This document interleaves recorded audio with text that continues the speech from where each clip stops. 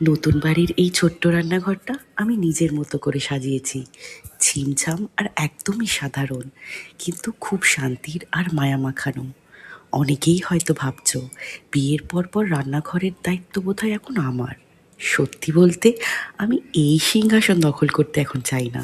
আসলে কি জানো তো, সবসময় মাকে বলতে শুনেছি, বিয়ের পর থেকে আজ অব্দি তোদের সবাইকে আমি নিজের হাতেই রেঁধে খাইয়েছি, বরং এটাতেই আমি তৃপ্তি পাই রে।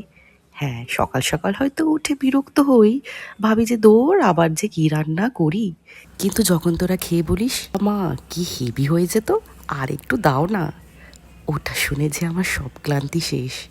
তাই বলি কি, শোন, শ্বশুরবাড়ি গিয়েও সবার হাতে হাত লাগিয়ে কাজ করো, কিন্তু এক কথা মা সব সময় মনে রেখো, বড়দের হাত থেকে হুট করে সব দায়িত্ব কেড়ে নেবে না।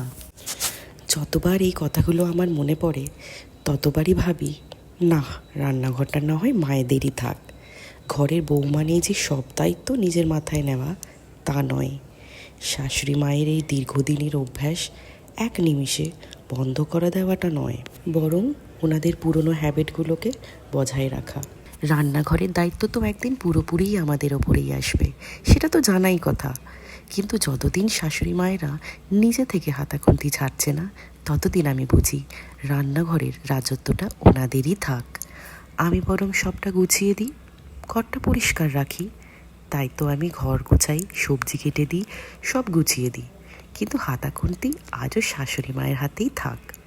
ওনার রান্নার স্বাদ আর রান্নার ওপর অধিকারটুকু আজও বজায় থাকুক। এটা আমার শেখা, আমার সংস্কার। রান্নাটা না হয় মায়েরাই করুক, আমরা বরং পাশে থেকে গোছানোটা ভাগ করে নিই। কি, কেমন?